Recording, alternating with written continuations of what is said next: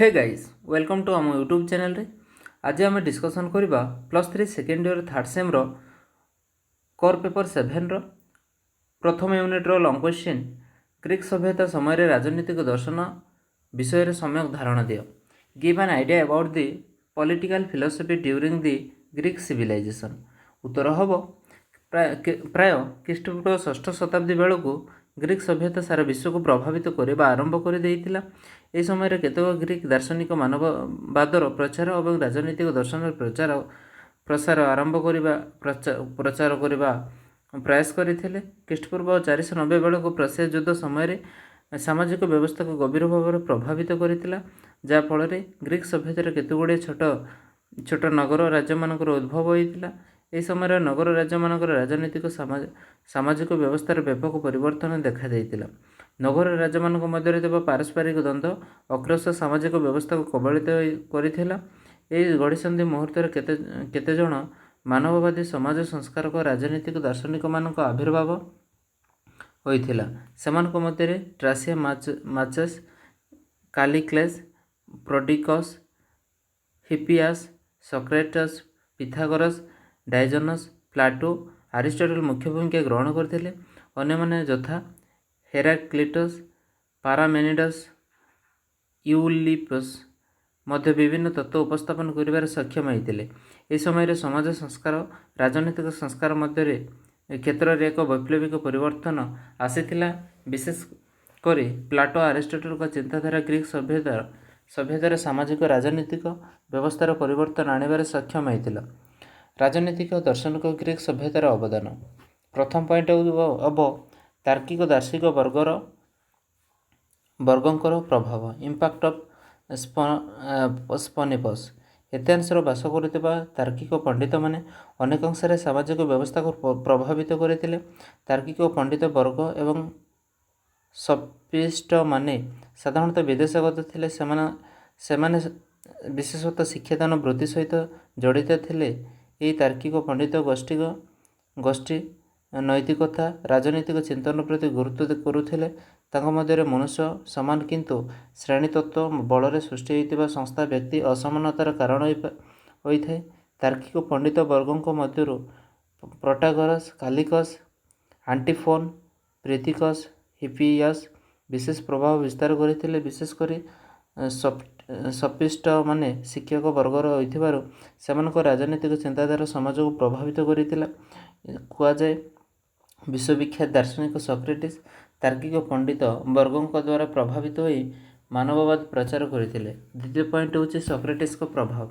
Socrates जड़े मानववादी दार्शनिक थिले। ज्ञान आहरण करिबा मूल्यबोध और नैतिकता को प्राधान्य देवा द्वारा व्यक्तिर उन्नति साधित हो पारिबो बोली से मत प्रकाश करथिले।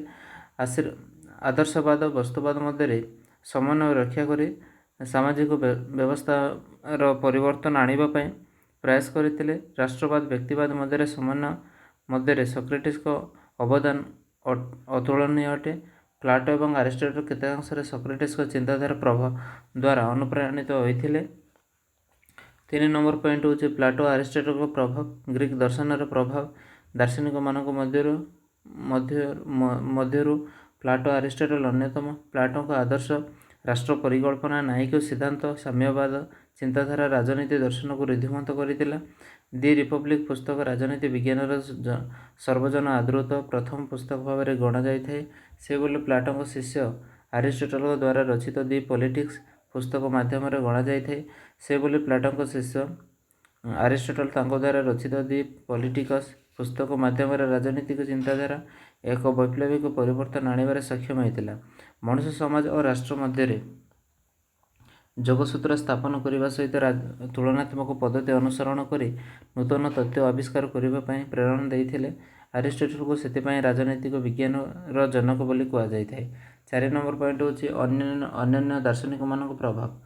सफिस्ट सॉक्रेटिस अरिस्टोटल प्लाटो दर्शन तत्वर अवधारणा सहित अन्य दार्शनिक मानक चिंताधारा उपर आलोकपात करने विधेय अटे।